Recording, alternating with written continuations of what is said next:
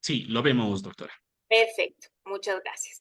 Bien, entonces, cuando vamos a hablar de estas acciones contencioso-administrativas que se encuentran previstas en el COGEP, ¿no es cierto? Que su histórico era la Ley de Jurisdicción Contencioso-Administrativa antes del año 2018 y también el ERJAFE, que de alguna manera regulaba estos mecanismos de impugnación, ¿cierto? Tanto la acción subjetiva como la acción objetiva. Actualmente los tenemos contenidos en el COGEP. Perfecto. Entonces, bien, en ese sentido, el marco normativo sobre el cual nos vamos a referir respecto de este mecanismo de impugnación son tres instrumentos principalmente. La Constitución de la República en el artículo 173, en el cual nos establece que los actos administrativos, todos del tipo que sea, aquí la norma constitucional está tomando parte de la doctrina cuando se refiere a la teoría del acto administrativo, dentro de la cual se entiende que están todas las actuaciones administrativas. Esas actuaciones administrativas están previstas en el COA y que son el acto administrativo, el hecho administrativo, el acto de simple administración, el acto normativo, el acto reglamentario también, y ya vamos a ver por qué hago esta distinción. Entonces, este artículo 173 de nuestra Constitución, justamente lo que nos va a proponer es que estos actos administrativos puedan ser impugnados, tanto en la vía administrativa como en los órganos judiciales o jurisdiccionales correspondientes. En ese sentido, también le entra su cuota de participación en esta observancia de estos actos administrativos a la Corte Constitucional a través de la acción de inconstitucionalidad de acto normativo y a través de la inconstitucionalidad de actos con efectos generales que tiene la Corte Constitucional. Perfecto.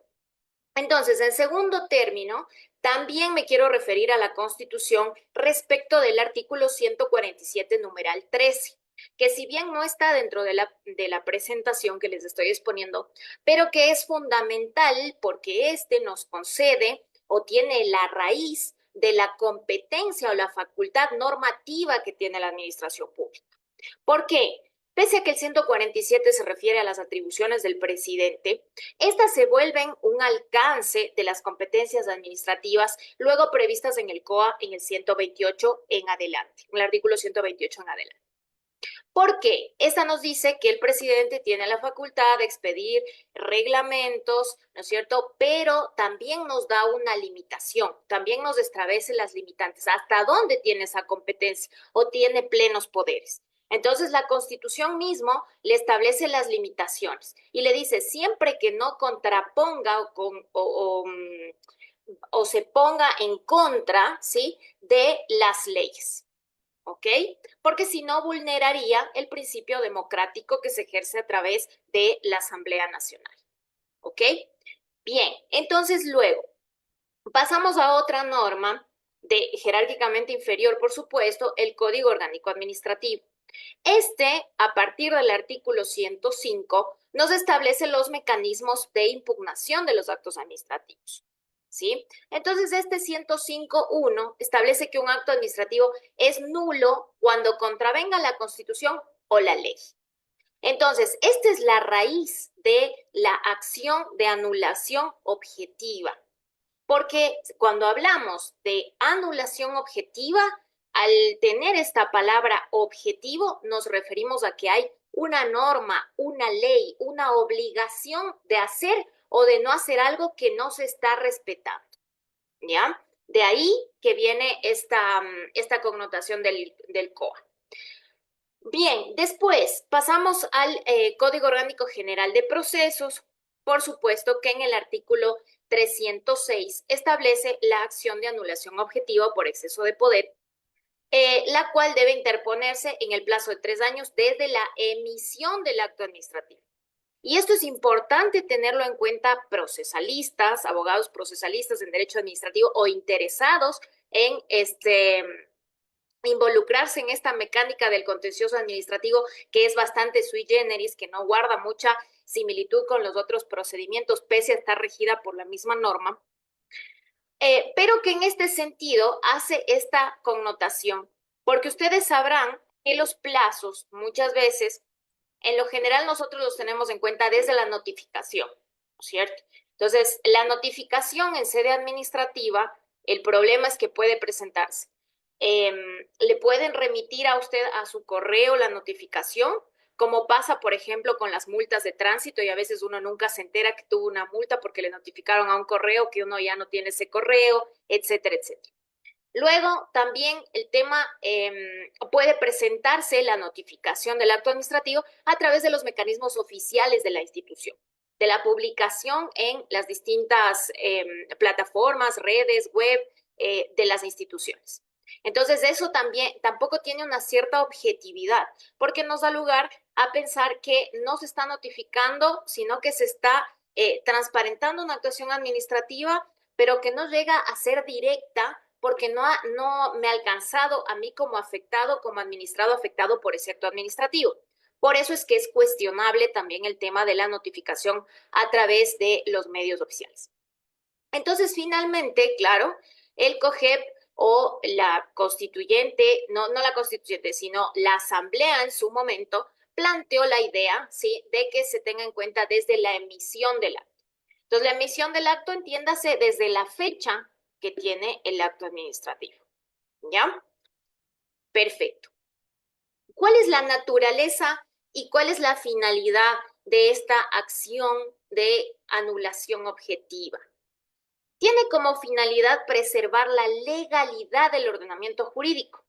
Y en este sentido vamos a ver una sentencia de la Corte Constitucional a través de un pronunciamiento de un voto salvado del juez Richard Ortiz, que me parece sumamente acertado y que les dice a los administrados, vayan a la vía que corresponde, ¿sí? Y que no solamente está previsto por el doctor Richard Ortiz en este salvado que vamos a revisar esta sentencia, sino que también está previsto en varias sentencias de la Corte Constitucional que las vamos a revisar y una de estas es del doctor Ramiro Ávila, que claro, él dice, no necesariamente todos los actos administrativos van a ser sujetos de una revisión constitucional, sino solamente aquellos que adolezcan de una contraposición con la Constitución. Por lo general, ¿cuál es la falencia o cuál es el problema en este tema de la legalidad? ¿Qué lo llevamos? Por el principio de legalidad previsto en la Constitución, por la seguridad jurídica prevista en la Constitución, que está establecida como un derecho constitucional. Entonces, en la generalidad, cuando se interpone una acción de inconstitucionalidad de una ordenanza, por ejemplo, nos fundamos como abogados o se fundan en la presentación de las demandas en que se vulnera el derecho a la seguridad jurídica. Pero no necesariamente es así, porque si nosotros tenemos un contexto en el cual dos normas de rango inferior a la Constitución se contraponen entre sí, ¿ok? Esto deviene en un asunto de legalidad, no en un asunto de seguridad jurídica como tal, ¿sí? Perfecto. Entonces, esta finalidad que tiene esta acción nos permite impugnar los actos administrativos que contravengan las normas legales, sin necesidad, y aquí tengo un error, un lapsus brutus que les he puesto constitucionales, normas legales, sin necesidad de que el demandante o el accionante, para ser más precisos respecto de los términos procesales que corresponden, demuestre un interés subjetivo afectado. Entonces, aquí hay otra aproximación que tenemos que hacer respecto de la doctrina y son los intereses subjetivos. ¿Cuáles son los intereses subjetivos en la doctrina? Son justamente que nosotros podamos manifestar un derecho subjetivo controvertido en el caso del que se trate, un interés legítimo o un interés simple o vago. Entonces, a la luz de doctrina como Marienhof, Comadira, Dromi, incluso que nosotros lo tenemos mucho en el derecho administrativo, y muchos otros, estos intereses subjetivos, ¿no es cierto?, hacen una distinción respecto de quién tiene legitimación en los distintos procesos. Entonces, el que tiene un derecho subjetivo, decimos que el derecho subjetivo es un derecho personalísimo que yo ya lo tengo, que ya es mío. O el ejemplo clásico es la propiedad. Después tenemos un interés legítimo. Es aquella persona que tiene una posibilidad de adquirir esta condición de un derecho personalísimo o de un derecho subjetivo. El interés legítimo suele pasar en los casos de concursos públicos. Cuando usted es participante en un concurso, usted tiene un interés legítimo en ese caso. No tiene un derecho subjetivo que reclamar, porque usted todavía no se ha hecho acreedor del concurso, pero sí tiene un interés legítimo que se lleve con legalidad, que se respete el trato igualitario, que no haya discriminación, etcétera, etcétera. ¿Ok? Y finalmente tenemos el interés simple o el interés vago. Entonces, el ejemplo clásico es cuando nosotros, bajo o en uso de nuestro derecho de participación ciudadana, nosotros presentamos una queja o presentamos un reclamo. Entonces, este interés vago quiere decir que yo no tengo ningún interés, o sea, ninguna injerencia. No soy ni participante, no tengo ni un derecho personalísimo. Lo único que deseo como ciudadano es que se cumpla la legalidad y nada más, que se cumpla la Constitución. Entonces, esos tres tipos de situaciones subjetivas son las que hacen la legitimación plena, ¿cierto? O una legitimación amplia. En el caso de la acción de anulación objetiva, nos está estableciendo que no necesariamente tenemos que establecer un interés subjetivo o un derecho subjetivo vulnerado. Es decir, yo no voy a ir a pedir a través de la acción de anulación una liquidación o una reincorporación a mi trabajo o que se me pague los haberes de tal fecha a tal fecha. No, porque esos ya constituyen derechos subjetivos y en este caso estamos diciendo que no necesariamente esta acción sirve para preservar la legalidad. Punto. Esa es la finalidad. Luego ya vamos a ver en el proceso cuál es el efecto jurídico y también cuál es la diferencia con la acción subjetiva. Porque ¿qué es lo que pasa? Que en la praxis uno suele confundir o como abogado, como uno por lo general quiere llegar a la indemnización, al intregum restitutio, que me reconozcan todos los perjuicios que me ha causado el Estado. Entonces, a razón de eso, por lo general siempre planteamos un subjetivo y un subjetivo, pero nunca vamos por el orden lógico de lo que queremos reclamar. Entonces, de ahí que luego vayamos a ver esta distinción. Y lo he hecho en materia contencioso administrativa, no les he establecido una tabla de distinción entre las acciones constitucionales respecto a los actos normativos, que también sería una temática interesante que le dejo como un deber a mi querido Damián Armijos, para ver si en algún momento también organiza una charla, una actividad justamente de la distinción entre la revisión de los actos normativos en contencioso administrativo y la revisión de los actos administrativos en Corte Constitucional a través de los mecanismos constitucionales. Muy bien. Entonces, en muchos sistemas jurídicos a nivel del mundo, en especial de Latinoamérica, que son los sistemas que más se nos aproximan, el argentino, el chileno, el español, esta acción se centra en la existencia de un vicio de legalidad objetiva. Entonces, cuando nosotros hablamos de legalidad objetiva, usted céntrese en que es el incumplimiento de una obligación que tenía la administración de hacer o no hacer algo. Así es como se analiza la objetividad de una norma. Si está expresado en una norma que le manda a hacer algo y no lo hizo, pues entonces podemos plantear una acción de anulación. Bien, entonces, estas por lo general, o estos vicios por lo general, se pueden centrar en las siguientes cuestiones. En la incompetencia, y ya vamos a ver una sentencia también de ponencia del doctor Iván Larco del contencioso administrativo a través de la respuesta a un recurso de casación que fue publicada en la Gaceta Judicial de este año, que se la recomiendo mucho porque la verdad que tiene bastantes insumos interesantes. Pero bueno, en este caso que vamos a ver, también se plantea el tema de la competencia y se le da algunos tópicos, una visión subjetiva, una visión objetiva y demás. Pero aún así, cuando nosotros vamos a la raigambre de la competencia como tal, nosotros sabemos que la competencia únicamente la da la ley, ¿sí? Entonces, la porción de poder que yo tengo me la da la ley. Y eso tiene un principio básico que lo resguarda y es justamente el principio de división de poderes.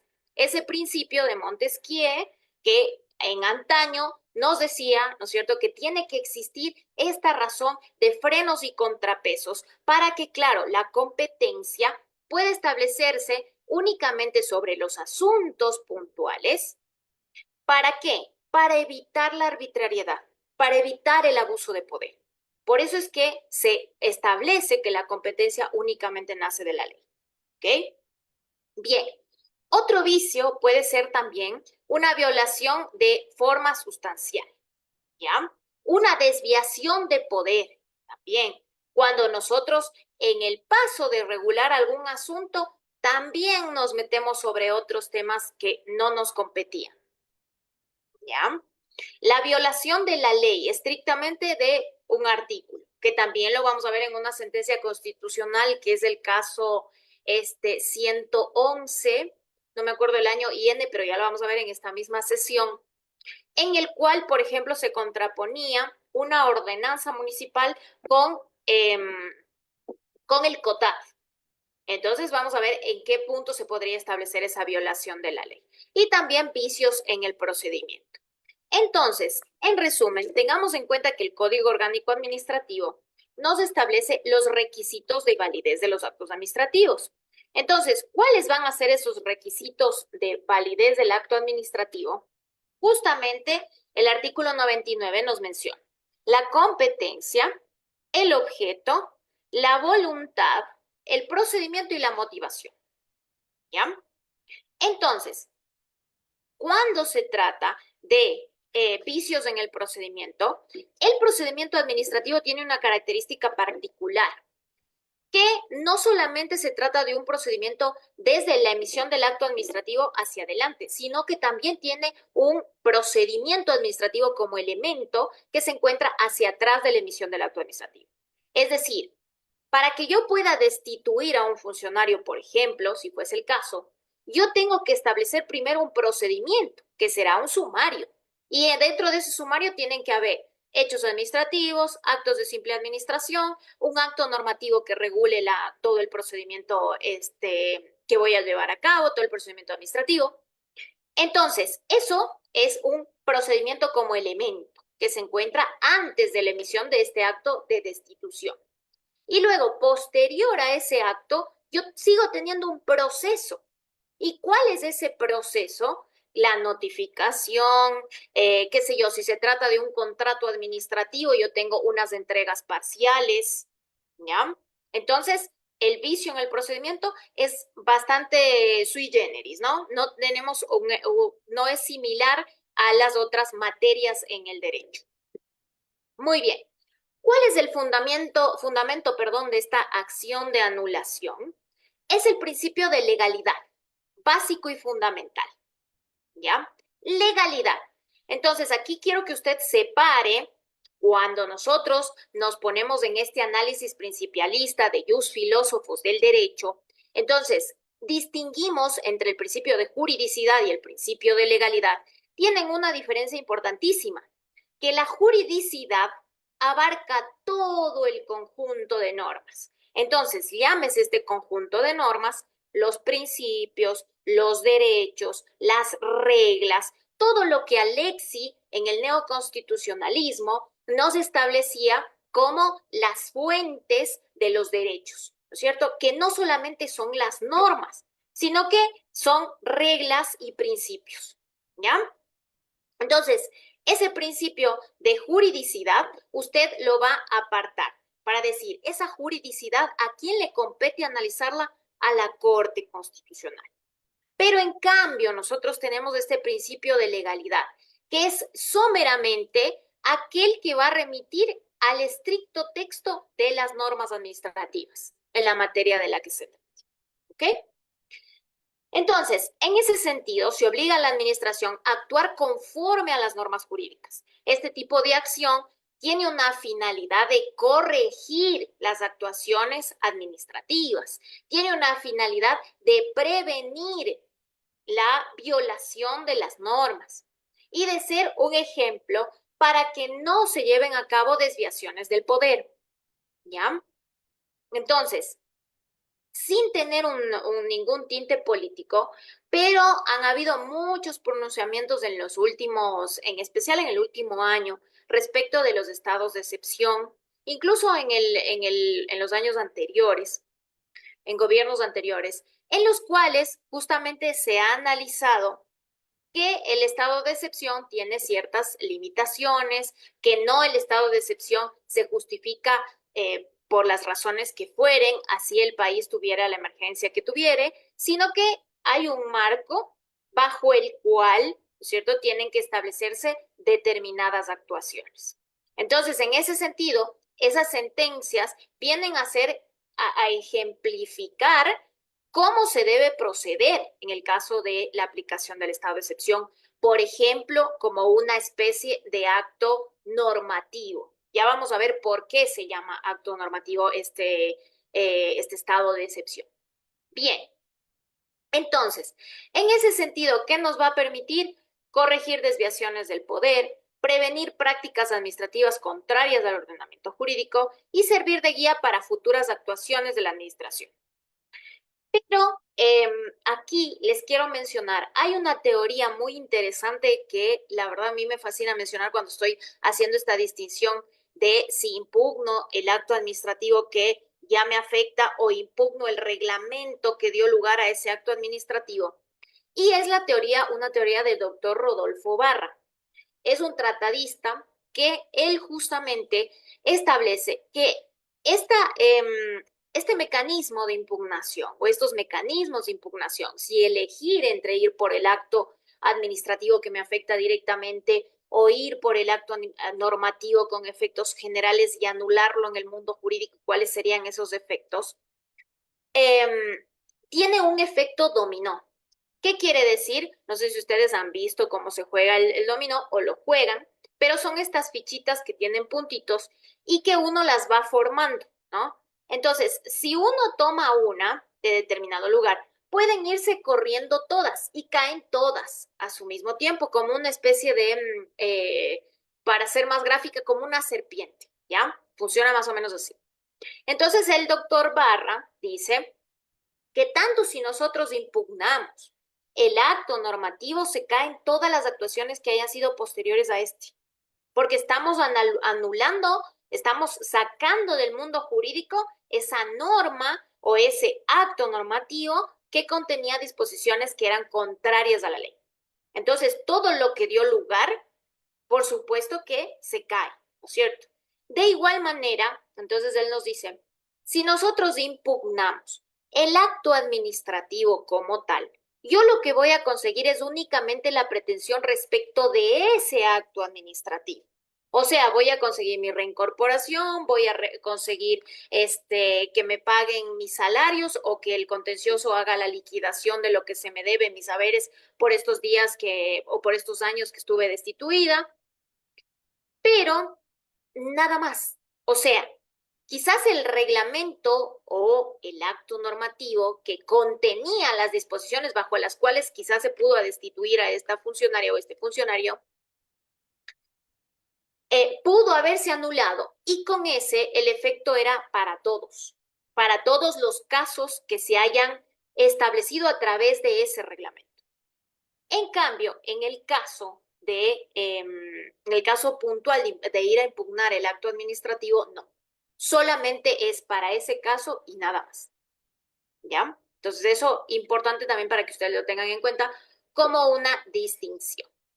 Bien, las características de esta acción de anulación objetiva es que, como yo les decía, no requiere un interés directo ni legitimación personal propia suya, o sea, no requiere de un derecho subjetivo, lo cual a diferencia del contencioso de carácter de la acción subjetiva, por supuesto que sí, requiere que usted tenga un interés o que sea una persona interesada a la luz de lo que nos establece el COA. ¿Cuál es la persona interesada según el COA? Aquel que tiene un derecho subjetivo o un interés legítimo. ¿Ya? Entonces, todavía el COA no ha llegado a ampliar este tema del interés simple o el interés vago del que nosotros hablábamos. Sí lo ha previsto, ¿quién? la Corte Constitucional, ¿ya? Pero todavía el COA o en el contencioso administrativo no se prevé esta forma de tener un interés vago y ser admitido como tener una legitimación, ¿ya? Entonces, les he puesto aquí, claro, que algunos ordenamientos, por ejemplo, el argentino, del que tengo mucho conocimiento porque me formé en ese país, basta con que el demandante actúe en defensa de la legalidad. Entonces, hay una legitimación amplia, amplia o difusa se denomina, porque incluso el control de constitucionalidad es un control difuso, o sea que lo puede llevar a cabo cualquier juez en cualquier instancia. Entonces, en ese sentido, claro, la legitimación la tiene cualquiera que quiera cumplir con la legalidad de determinado país. No tiene que usted justificar que tiene un derecho subjetivo o un interés legítimo controvertido en esa causa. ¿Ya? Ahora, en nuestro país, como les digo, el COA nos ha establecido como persona interesada, el que tiene el derecho subjetivo y el que tiene el interés simple, punto, y no nos da otro tipo de legitimación. Bien, características clave en esta acción de anulación. Es de orden público, o sea, por supuesto que nosotros vamos a ir al contencioso administrativo para debatirla, al Tribunal Distrital Contencioso Administrativo. Se dirige contra actos administrativos firmes, definitivos, ya vamos a ver la distinción entre los actos administrativos, y puede ser interpuesta por cualquier persona, incluso sin agravio directo, que era lo que es la característica principal. Bien, el exceso de poder o arbitrariedad. ¿Por qué les he hecho como una separación entre la anulación objetiva y el exceso de poder? Porque cuando nosotros hablamos de anulación objetiva, nos basamos fundamentalmente en el incumplimiento de una norma. En cambio, cuando se trata del exceso de poder o arbitrariedad, esta va distinguida o va enlazada con la competencia, ¿ya? Con que si la persona tiene competencia hasta ese espacio o tiene que ir más allá en esa regulación que va a establecer de los distintos asuntos de los que se trata. Bien, entonces, algunos ejemplos de este exceso de poder son dictar un acto con fines políticos cuando la competencia es estrictamente técnica, por supuesto, usar sanciones administrativas para castigar opiniones o críticas, otorgar contratos a terceros sin cumplir los requisitos legales, ¿ya? Estas son formas de exceso de poder, ¿ya? Y aquí esta parte nos va a ilustrar de mejor manera cuáles son los efectos jurídicos de esta acción de anulación objetiva. O sea, ¿yo qué voy a conseguir presentando esta acción en lugar de una acción subjetiva, por ejemplo? Entonces, primero, el retiro del acto del ordenamiento jurídico, ¿ya? Entonces, como ustedes saben, colegas, los efectos de la nulidad aplican en este caso. Si nosotros anulamos el acto reglamentario, el acto normativo, este desaparece el mundo jurídico y por ende deja de producir sus efectos jurídicos. Bien, la posibilidad de adoptar nuevas decisiones ajustadas a derecho, también.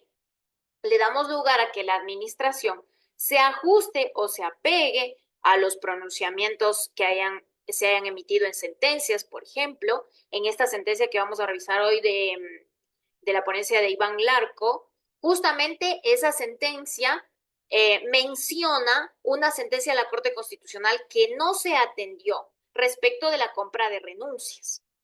Entonces, al no atender esta, claro, de alguna manera, él está recomendando en el texto en la sustanciación de su causa, que se tomen otras medidas que sean más ajustadas a los pronunciamientos constitucionales y a los pronunciamientos legales de conformidad con con la jurisprudencia establecida en nuestro país, ¿ya?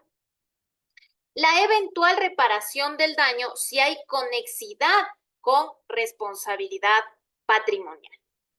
Entonces, ¿qué va a tener que probar usted o qué va a tener que establecer si usted quiere una gratificación económica del tipo una indemnización, una liquidación, este tipo de situaciones? tiene que establecer una relación de causalidad o un vínculo entre la emisión de ese acto y el acto que a usted le causó un daño o una lesión. ¿Ya? Esta relación de causalidad que también se la debate o se la establece en el contencioso administrativo y también en la Sala Contencioso Administrativa de la Corte Nacional de Justicia respecto de la responsabilidad objetiva del Estado. También se plantea esta relación de conexidad o establecer si existía una obligación de hacer algo o no del Estado y si se dejó de cumplir, entonces ahí sí daría lugar a una indemnización. Pues aquí también. Aquí también usted tendría que probar eso si usted quiere llegar a ese efecto, ¿ya? Muy bien. Entonces, aquí sí vamos a revisar ya la parte de sentencias, que claro, estamos medio cortos de tiempo, pero no importa. Si les gusta esta ponencia, están invitadísimos a ser mis alumnos en la maestría de procesal administrativo y de litigación del IAEN. Y también a leer artículos, obras, lo que sea, que quizás les puedan dar ideas respecto de jurisprudencia y demás que ustedes puedan usar en el ejercicio de nuestra hermosa profesión y que hoy más que nunca se requiere muchísimo más para defender los derechos, en especial aquellos derechos de los administrados. Bien, entonces este caso, que es el juicio 17.811/2019, 01072, fue base de una resolución de triple fallo reiterado respecto de la aplicación de la sentencia de Corte Constitucional número 2618-IN y acumulados. ¿Ya? Entonces, vamos a ver así a grosso modo de qué se trata.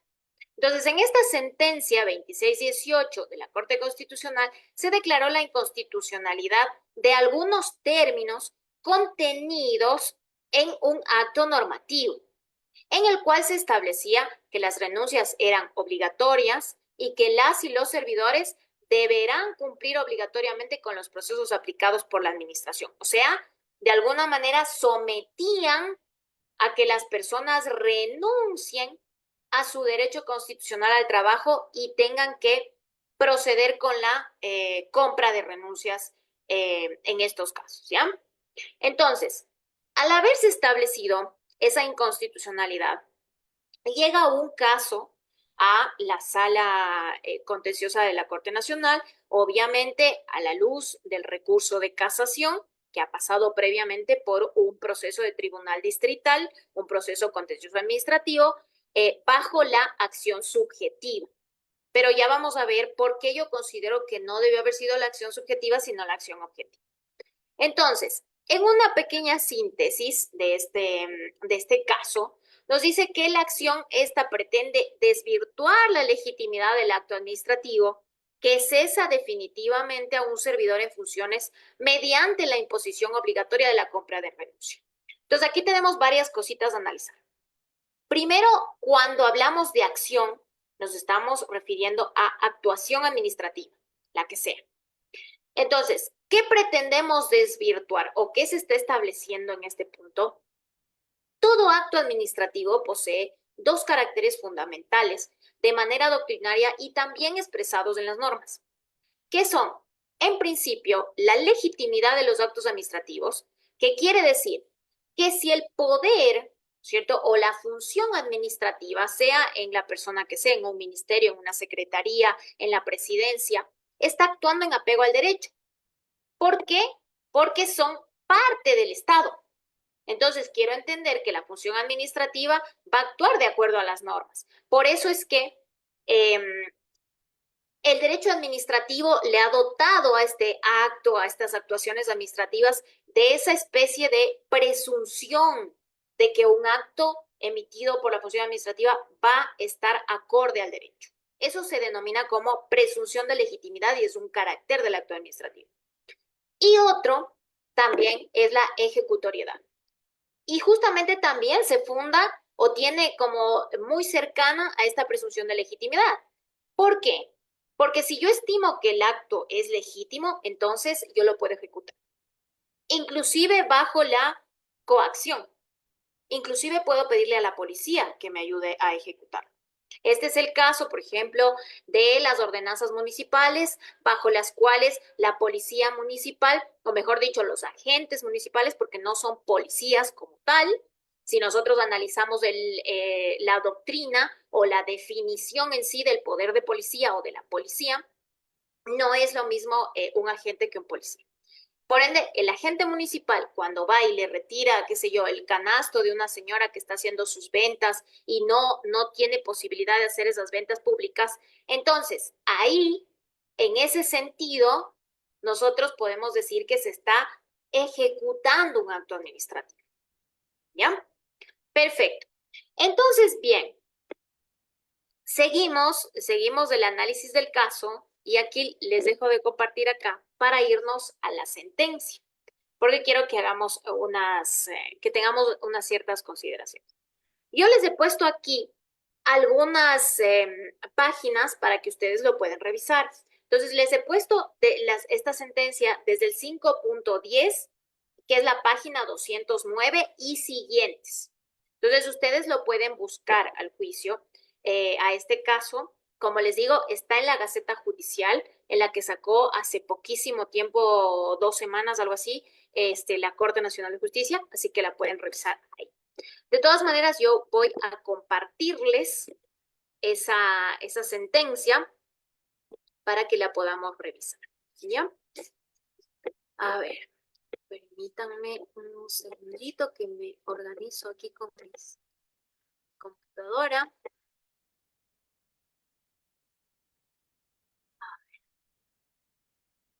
Y ahí sí podemos ir revisando.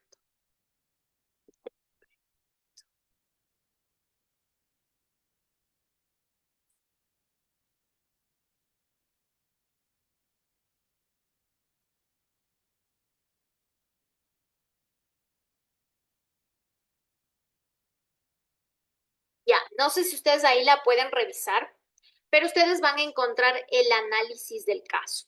¿Ya? Entonces, para esto yo le voy a subir un poco la medida porque yo soy un poquito ciega. Entonces, le voy a subir un poco la medida. Entonces, ¿cuál es la pregunta fundamental bajo la cual se va a hacer el planteamiento del problema jurídico? Pues ustedes saben que todas las sentencias tienen que desarrollarse a la luz de un problema que se plantea a manera de una pregunta. Para algunos de ustedes que quizás sean funcionarios judiciales, ustedes saben cómo se redacta una sentencia. En ese sentido, claro, la duda que se presenta es si el acto administrativo fue emitido por un órgano con competencia administrativa. ¿Ya?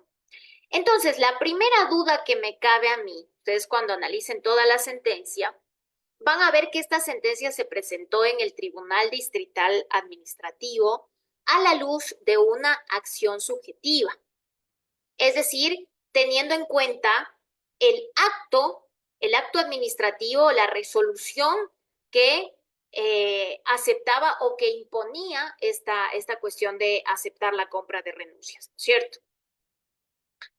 Entonces, claro, si nosotros volvemos a lo que les acabo de explicar yo, que la acción de anulación cabe respecto de los vicios de incompetencia, entonces de ahí me surge a mí que quizás el análisis correcto hubiese sido reconducirlo a través de una acción de anulación, porque incluso ustedes se darán cuenta que tengo la presencia de una sentencia constitucional.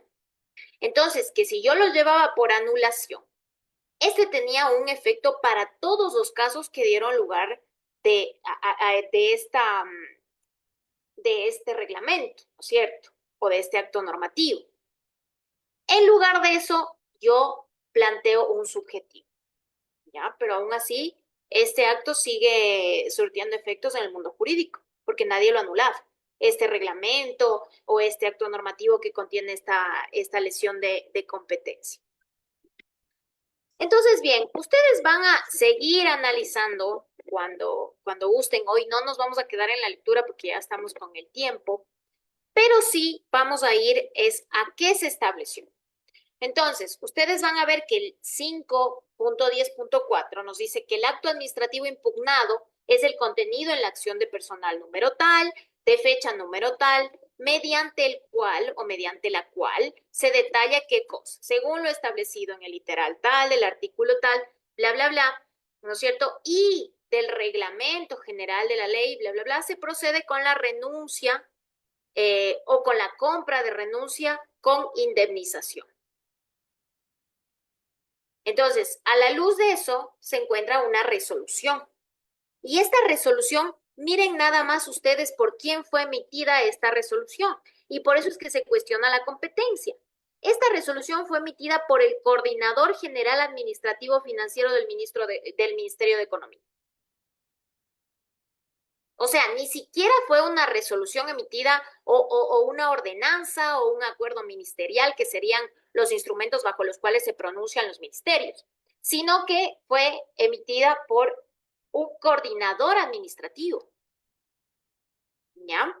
Entonces, de aquí se va a basar todo el análisis que hace mi querido Iván Larco, incluso cuando nos hace la distinción de los distintos actos administrativos, de los actos de simple administración, informes técnicos, bla, bla, bla, cuestiones de talento humano, porque él está tratando de probar o de establecer en esta sustanciación que quizás en este caso se vulneró el elemento competencia, al parecer el elemento procedimiento no, porque hay algunos actos de simple administración, hay algunas actuaciones administrativas que podrían justificar el encaminar el proceso como tal, pero que en realidad la vulneración nace justamente de esta resolución que es suscrita por una persona que no tiene la competencia, ¿ya? Y es así cómo se va a resolver el caso. El caso se resuelve en ese sentido, por supuesto. ¿Ya? Entonces, aquí está. Ustedes van a encontrar que se acepta parcialmente la demanda propuesta por el legitimado, declara nulo el acto administrativo contenido en la acción de personal, primero. ¿Por qué? Porque esta es la que se planteó, la que se llevó al tribunal distrital para cuestionarse en principio, en primera instancia. Y posterior a esta, ¿no es cierto?, se menciona dentro de esta acción de personal la resolución número tal. Entonces, claro, los efectos son porque en este caso, al encontrar esta vulneración, claro, entra al mérito y resuelve y le ordena al ministerio que el ministerio reintegre a la persona a su cargo, bla, bla, bla, y que le pague las remuneraciones. ¿Ya? Si no hubiese encontrado que existía alguna lesión, no entraba al mérito y por consecuencia no resolvía como tribunal de instancia. En este caso, la Corte Nacional de Justicia no está resolviendo el recurso de casación en sí mismo, sino que como entró al mérito, está resolviendo cómo el tribunal de instancia debió haber fallado al encontrar que había una incompetencia. ¿Ya? Eso aclararles respecto de este caso. Muy bien. Entonces, lo dejamos de compartir a esta sentencia. Les va a quedar para que ustedes la puedan revisar en otro momento. Veamos la resolución de triple reiteración. ¿Ya?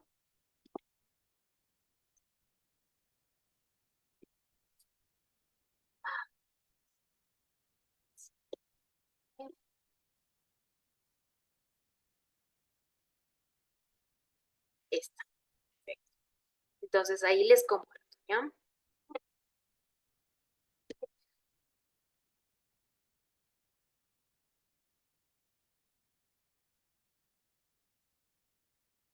¿Ya les estoy compartiendo? Sí, está compartiendo. Perfecto. Entonces, en esta resolución, que es un triple fallo reiterado, que es importantísimo tener en cuenta qué cosa, que a través de una resolución del Consejo de la Judicatura se estableció que no solamente es necesario que existan tres precedentes que tengan el mismo sentido, sino que sean resueltos mediante o a través de una resolución del Pleno de la Corte Nacional de Justicia. De ahí que aproximadamente ustedes van a encontrar desde el 2022 que la Corte empieza a sesionar más el Pleno y a emitir resoluciones de triple fallo reiterado, lo cual es enriquecedor para nosotros abogados que ejercemos el derecho y también para los académicos o para los estudiantes, porque esto, recordemos que una de las fuentes del derecho importantísimas es la jurisprudencia, ¿ya?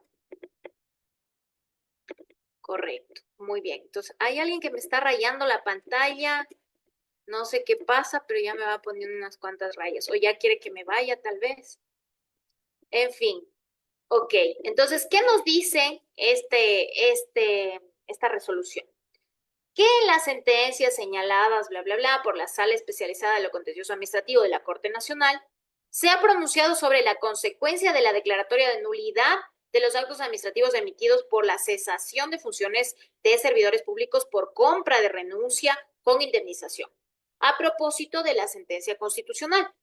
En las mencionadas sentencias, la Sala enfatizó que la declaratoria de nulidad del acto administrativo implica que los servidores públicos que fueron cesados de sus funciones por la compra de renuncias obligatorias sean restituidos al mismo Estado, etcétera, etcétera. ¿Ya? Pero, ¿para qué les traje esta sentencia o qué es lo que quería demostrar con esta resolución de triple fallo?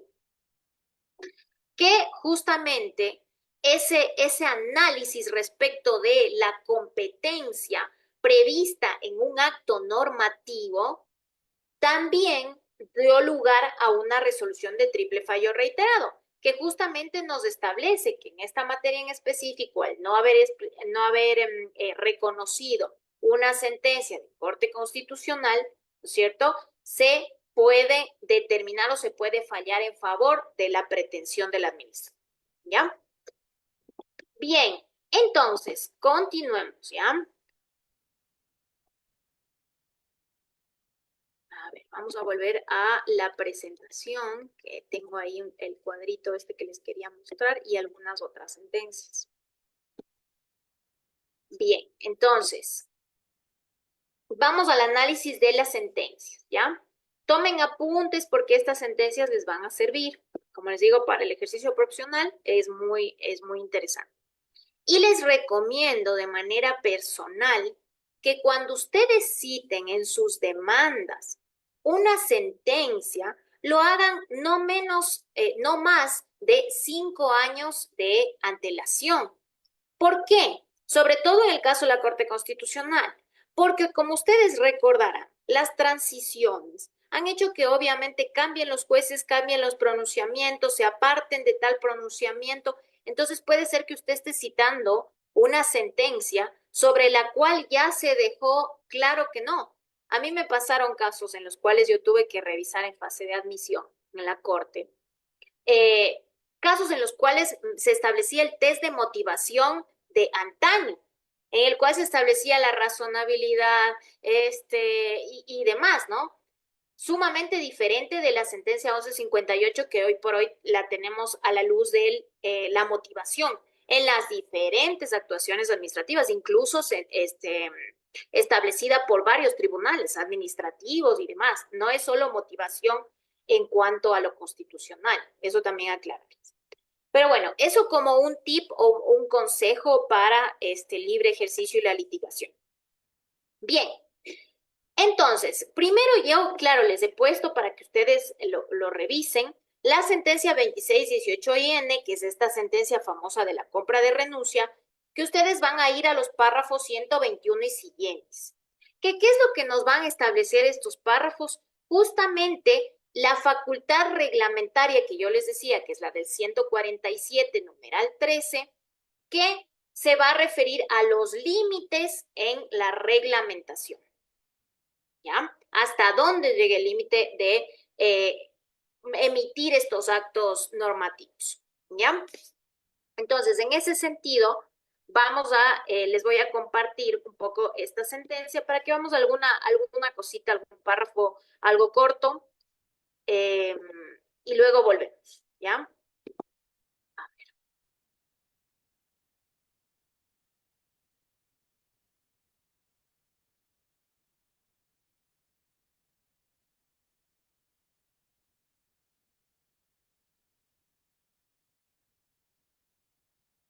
Entonces, ahí les empiezo a compartir.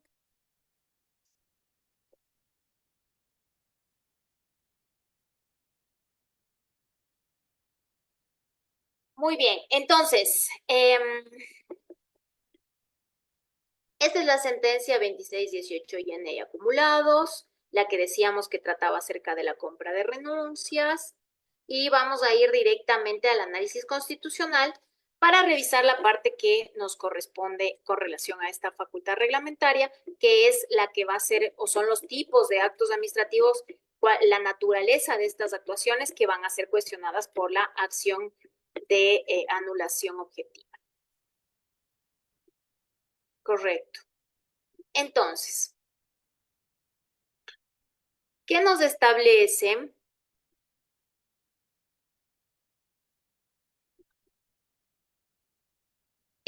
Esta me interesa mucho. El párrafo 122 de esta sentencia.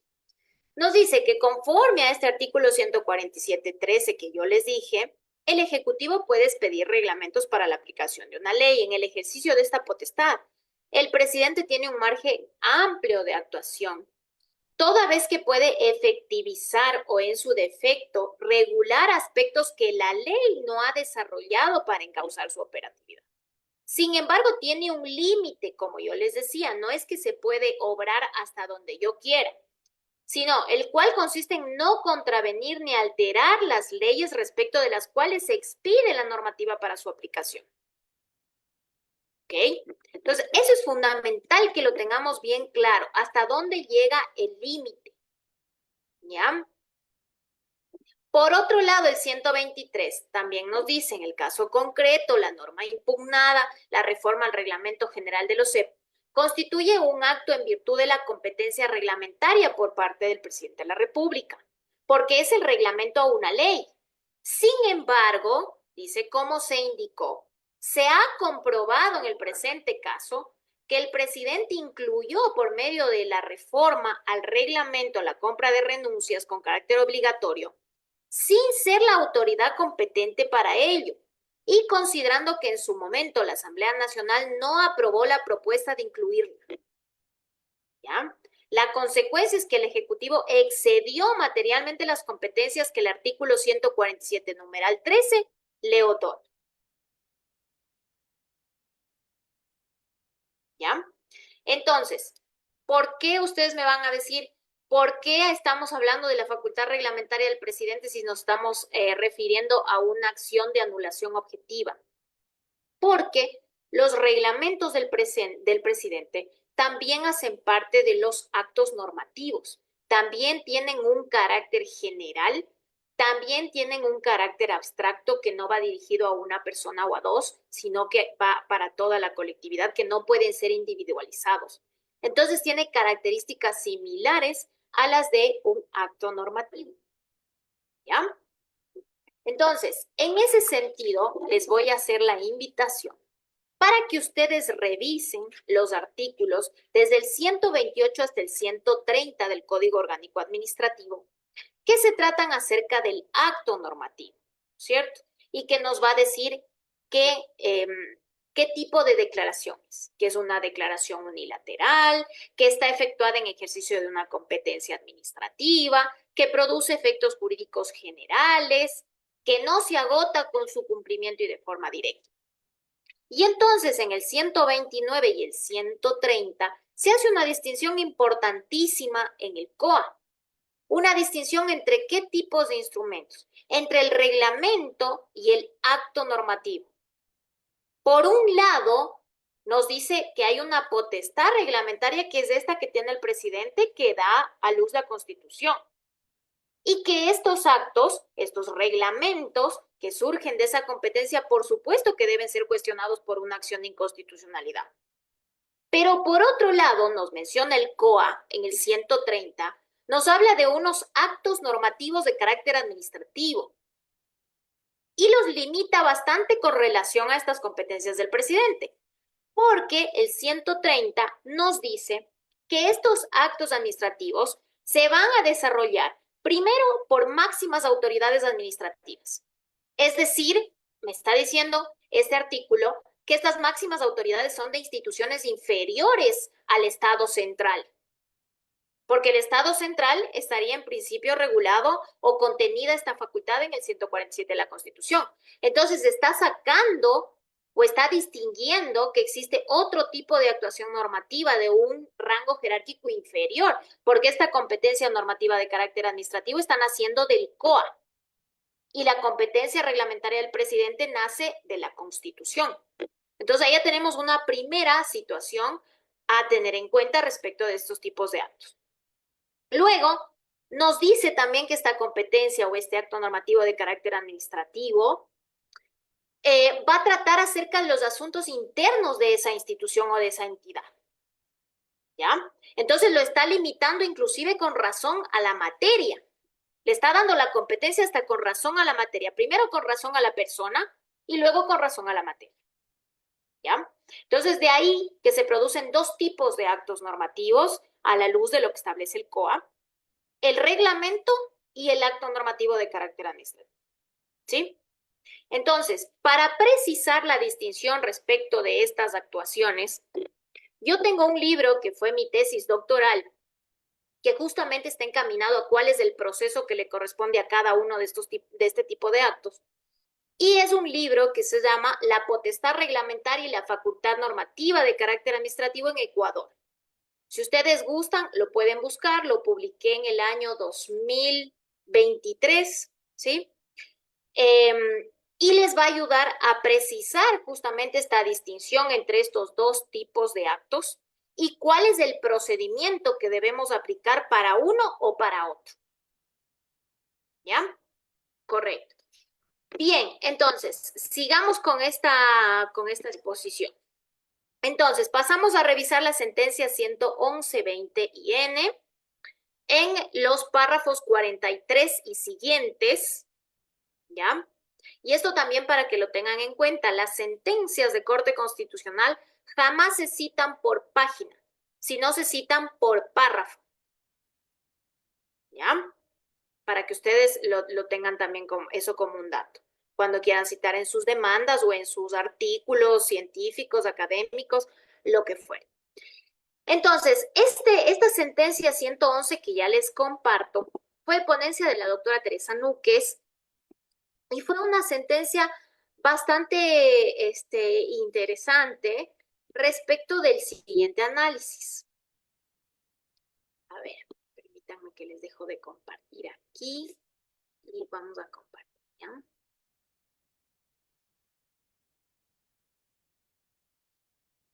Perdónenme si me he excedido un poco con el tiempo, pero la verdad es que quiero dejarlos con bastantes insumos, sobre todo, para que ustedes puedan presentar estos distintos tipos de acciones contenciosas. Entonces, así, a leves rasgos lo vamos a revisar, ¿ya? Entonces, ¿esta sentencia de qué se trata? Se va a analizar la constitucionalidad de una ordenanza sustitutiva para una determinación de administración, control y recaudación de impuesto de patentes. Entonces, estamos hablando de materia, ¿qué cosa? Tributaria, contenciosa tributaria. ¿Qué sucede? Que a este impuesto de patentes se le establece una consideración en esta ordenanza que dice que se tomará como patrimonio el saldo de su cartera local al 31 de diciembre del año inmediato anterior. ¿Ya? ¿Y cuál es el problema? ¿No es cierto? ¿Cuál es la confrontación? Que nosotros tenemos una norma que es el COTAD. Y esta norma del COTAD se refiere a que, espérenme que les pongo aquí en el análisis constitucional, el artículo específicamente,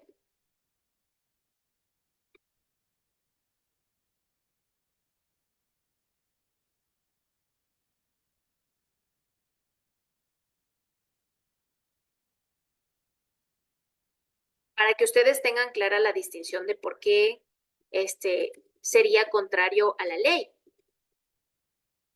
A ver.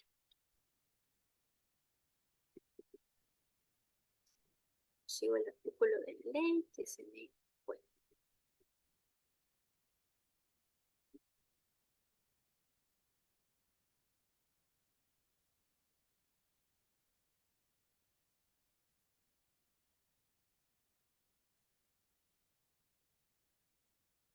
El artículo es el 548 del COTAD, ¿cierto? Que, claro, el 548 del COTAD lo que nos dice, no nos dice que va a ser equivalente al saldo de cartera local al 31 de tal año, ¿no es cierto? No nos dice sobre el patrimonio. ¿Por qué? Cuando la ordenanza nos habla del patrimonio, nos está hablando de activos y pasivos. Entonces aquí nos dice, mire, como patrimonio, el saldo de su cartera local nos está teniendo en cuenta no solamente los activos de esa institución, de esa entidad para establecer este impuesto de patente, sino también los pasivos. Y el COA, por otro lado, solo nos establece el saldo de cartera local que al hacer esa distinción tributaria, el saldo de cartera local solamente se basa en los activos que usted tenga, no en sus pasivos. Entonces, estos son términos contables y términos tributarios que se manejan con mucha precisión para establecer cuándo se podría causar una lesión a un derecho. Entonces, si yo digo que yo estoy reglamentando más allá de lo que me impone el COTAD, si el COTAD me dice solo sobre los activos, ¿cómo puedo emitir una ordenanza en la que digo sobre activos y pasivos? Estoy excediendo mis competencias, estoy contraviniendo. Entonces, en este caso, ustedes ven que se dio la fase de admisibilidad y pasó a ser una acción de inconstitucionalidad. Pese a que, como les digo, lo que se controvertía en este caso es el principio de legalidad. Y eso ustedes lo van a ver en el final, cerca del resolutorio de esta sentencia, ¿cierto? En el cual por ejemplo, nos dice en este caso, déjenme ver por qué. Aquí está, justo. En el párrafo 46. De esta manera se comprueba que el texto legal no prevé la posibilidad de que la tarifa del impuesto de patente se establezca con base en el saldo de cartera local, como establece el artículo 16 de la ordenanza en examen. Así, toda vez que en concordancia con el análisis precedente, esta Corte ha negado la posibilidad de equiparar las nociones de patrimonio y saldo de cartera local, es decir, la contraposición es entre estos dos términos, como manifestaciones económicas idénticas, entonces se concluye que la alteración a la tarifa legal que provoca la norma impugnada en cuanto a la inclusión de un cálculo tarifario basado en esta consideración de la ordenanza lesiona el principio de reserva de ley. ¿Establecido en qué? En la Constitución, y que esto es materia legislativa. Porque si el establecer desde dónde voy a calcular este impuesto de patentes nace del COTAD, entonces si nace de una ley, ¿quién tiene que reformarlo? La Asamblea Nacional. No se puede reformar a través de una ordenanza o no se pueden establecer precisiones a través de una ordenanza, ¿ya? Entonces lo agarraron por ese lado. Pero en realidad, como les digo, cuando una ordenanza se contrapone con un artículo de la ley, eso es una acción de anulación objetiva aquí y en la China y en la Conchichina.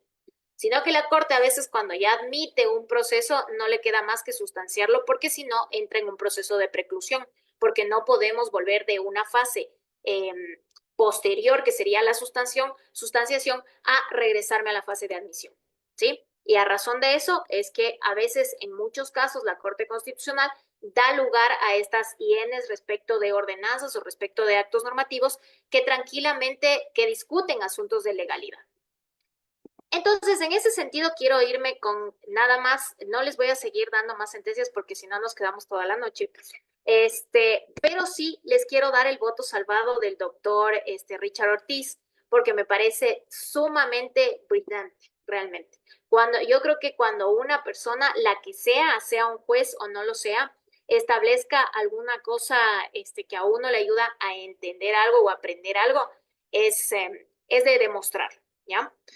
Entonces, vamos a ir a la sentencia 101-20-IN. Les voy a dejar pendiente para que ustedes la revisen y la lean a la 94-15-IN, en sus párrafos 21 y siguientes, donde ustedes van a encontrar también modelos de actos normativos o de actos reglamentarios en los cuales quizás se pudo llevar a cabo el caso mediante una acción de anulación objetiva y no mediante un proceso constitucional como se realizó.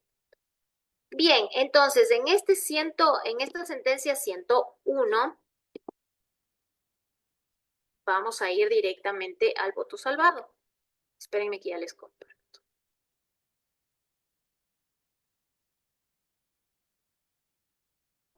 Ya.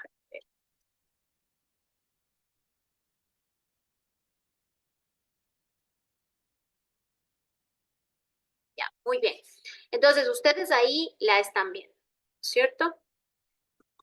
Entonces, ustedes la van a revisar integralmente, pero vamos a llegar a lo puntual que establece el criterio que establece aquí el juez.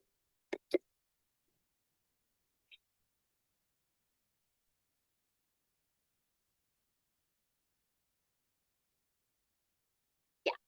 Entonces, aquí nos dice, primero, la Corte ha señalado que las contradicciones entre normas legales, ustedes van a ver desde el párrafo 5 en adelante del salvado, de distinta jerarquía, podrían generar una ruptura en la unidad de coherencia del ordenamiento jurídico, pero no necesariamente son objeto del control abstracto de constitucionalidad a través de una acción pública de inconstitucionalidad. ¿Ok? Entonces, si bien podría llegarse a afectar la seguridad jurídica, pero no necesariamente quiere decir que eso implica una revisión constitucional a través de una acción pública. ¿Ya? Puede llevarse por una acción de anulación objetiva. Y esto nos lo dice en el párrafo 7 el juez. Entonces, en el 6 al existir un conflicto entre normas de naturaleza infraconstitucional, y en este caso nos pone el caso que acabamos de revisar en la sentencia 111, el COTAD versus una ordenanza.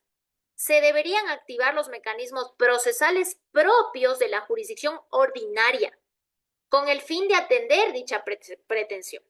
Pues este organismo ha reiterado en varias ocasiones que cuando se demanda una presunta antinomia entre normas de rango infraconstitucional, debería acudirse al recurso de anulación u objetivo como el mecanismo jurisdiccional ordinario pertinente e idóneo, propio de la jurisdicción contenciosa. Aquí, bueno, se trata de un asunto tributario, ¿no es cierto?, para atender dicha problema. Pero en definitiva nos está diciendo, nos está reconduciendo el juez en el voto y nos está diciendo, la vía óptima es que usted lo proponga en el contencioso. No me traiga ese tema en una acción de inconstitucionalidad porque esto no es una acción de inconstitucionalidad.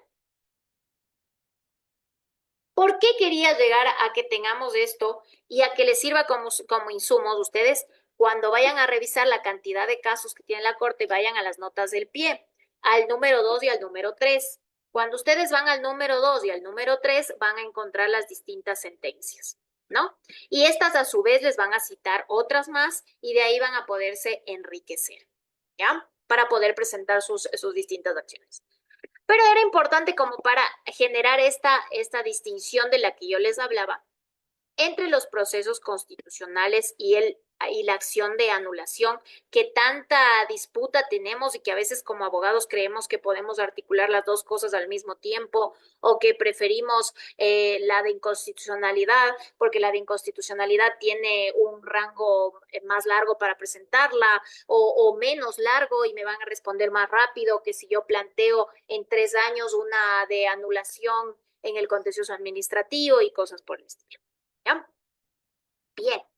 Entonces, finalmente, vamos a ver este cuadrito que yo les había preparado. Si ustedes pueden sacarle una captura, también sería interesante para que les sirva.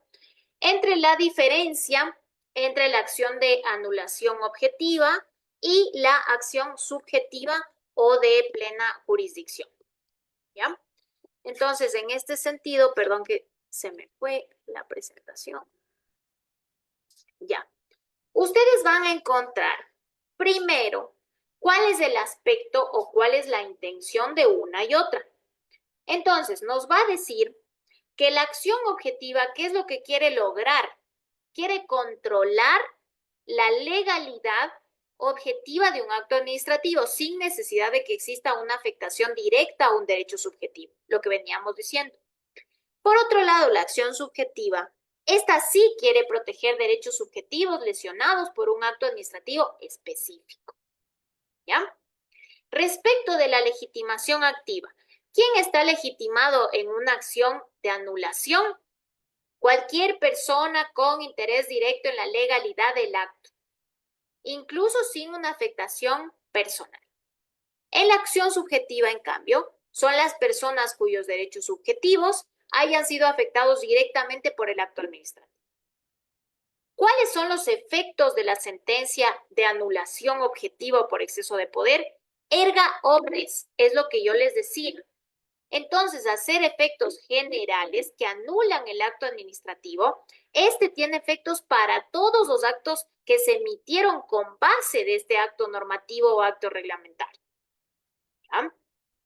En cambio, la acción subjetiva tiene un efecto interpartes, es decir, afecta únicamente a los particulares, a aquellos que fueron parte en el proceso, no a otros. ¿Ya? ¿Cuál es el plazo para interponer la acción? En el caso de la anulación objetiva, 3 años desde la emisión del acto administrativo. En el caso de la acción subjetiva, 3 meses desde la notificación del acto administrativo. ¿Ya? Y aquí se debate mucho lo de notificación que conversábamos. Y un ejemplo, ¿cuál sería el ejemplo típico para estos casos? En cuanto a la anulación objetiva, la impugnación de un reglamento emitido por una autoridad sin competencia legal. Ese es el ejemplo clásico. Es el caso que vimos del Iván Largo, ese caso. Y en el tema de la acción subjetiva, es la impugnación de una sanción administrativa impuesta a un servidor público, por ejemplo, sin el debido proceso. ¿Ya? Entonces, ahí este cuadrito les ayuda a ustedes a que tengan un paneo general de cuáles son las diferencias entre una y otra. ¿Ya? Perfecto, muy bien. Entonces, ahora sí les dejo de compartir. Si alguien tiene alguna pregunta, mil disculpas por la expansión del tiempo. Muchísimas gracias, estimada doctora. No se preocupe, más bien gracias por tomarse el tiempo para poder extender lo necesario y que quede pues lo más comprensible también esta exposición. Yo nada más quería trasladarle una pregunta y formularle una adicional. Bueno, primero por acá, Rolando Laguna nos dice que si nos puede repetir nuevamente el nombre de su libro, el nombre de su publicación. Ah, sí, mi libro se llama La potestad reglamentaria y la facultad normativa de carácter administrativo en el Ecuador. Ya, perfecto, muy bien. Este, y No, bueno, búsquenlo tenemos, como potestad reglamentaria Estefanía Granda 2023. Está publicado por la Corporación de Estudios y Publicaciones, así que lo van a encontrar fácil. perfecto, perfecto. Muchísimas gracias, doctora. Y bueno, tenemos una mano levantada de Miguel Viejo, estimado Miguel. Buenas noches, lo escuchamos, por favor. Muy buenas noches con todos, doctora, compañeros. Yo tengo una duda, porque al inicio de la intervención la doctora puso un ejemplo en el caso de los concursos, ¿verdad? En el caso del concurso, cuando uno tiene la mera expectativa de estar dentro del concurso, de ver si gana o no gana, o llega a pasar una fase de ya de vinculación por haber ganado el concurso. ¿Qué pasa en los casos, por ejemplo, en los que entra en un banco de elegibles? Porque la norma de los concursos habla de que existe un banco de elegibles y de que estos elegibles tienen el derecho de que en los concursos subsiguientes, en donde las características del puesto sean similares o iguales, estos puedan ocupar ese puesto. Aquí, si no se respeta, ¿qué acción cabría? ¿Una acción objetiva o subjetiva?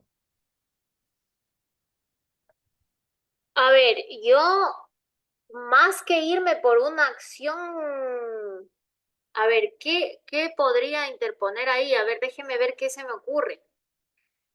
Eh, Este tema del banco de elegibles nace de un reglamento o nace de un acto normativo, que es el que establece, vamos a poner el ejemplo, el Consejo de la Judicatura, ¿cierto?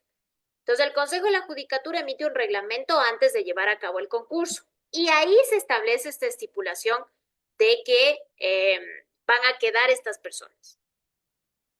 Entonces, ¿cuál es el tema ahí?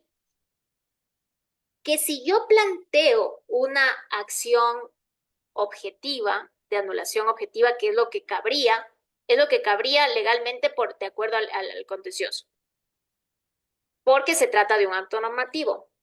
Pero por otro lado, sí es verdad que los efectos van a tardar. O sea, el contencioso sí se va a tomar por lo menos unos 6 meses en emitir algún pronunciamiento. Entonces, si yo quiero hacerlo más efectivo que eso, puedo interponer una acción constitucional, una acción de protección. ¿Por qué?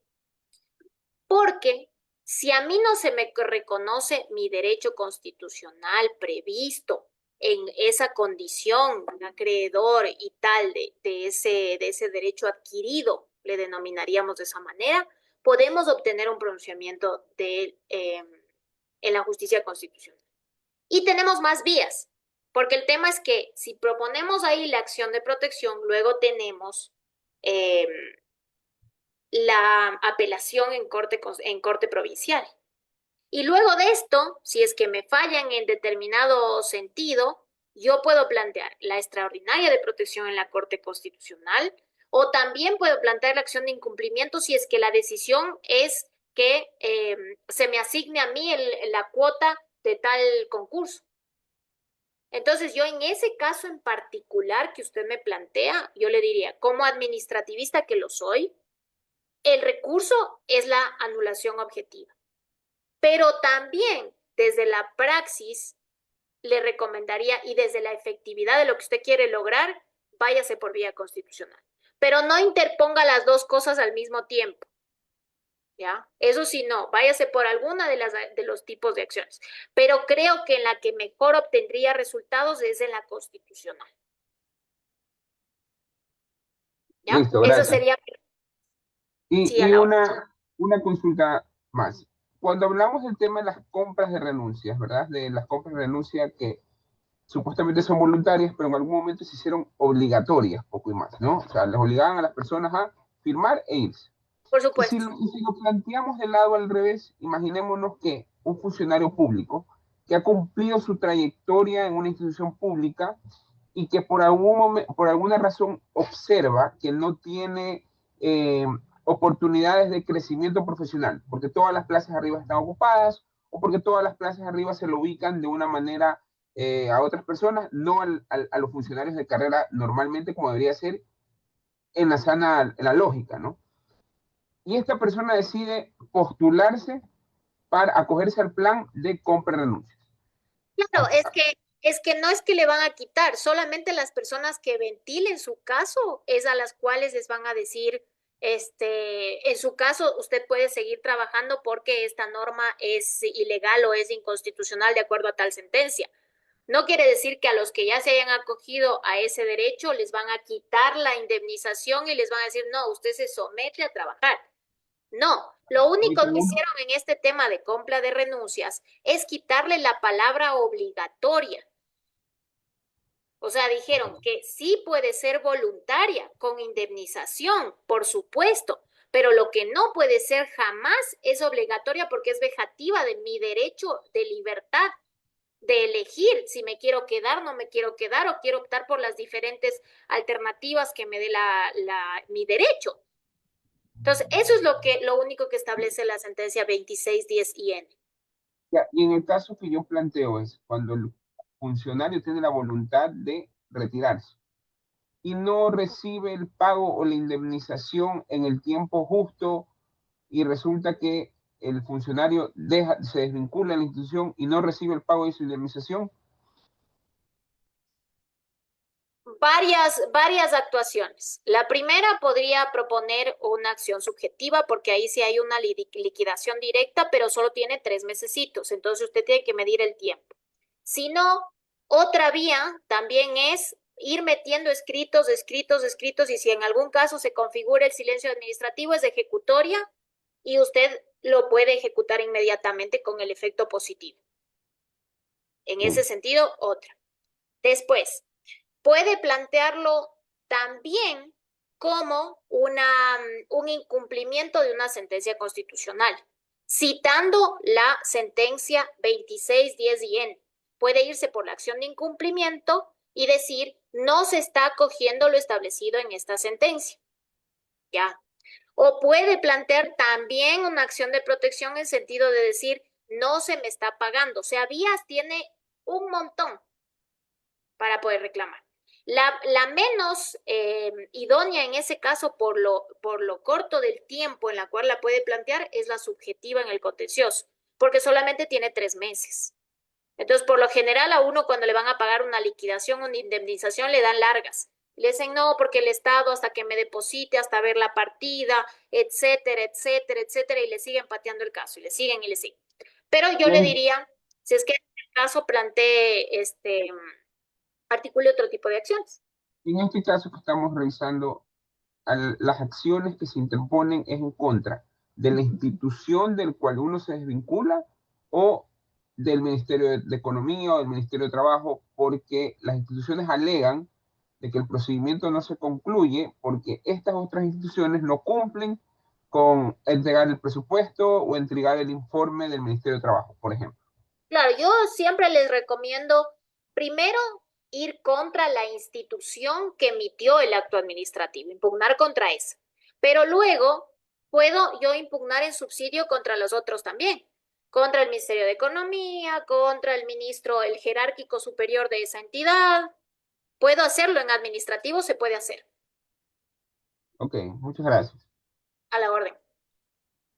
Bien, muy bien, estimada doctora. Muchísimas gracias. Lo propio para todos ustedes, preciados participantes.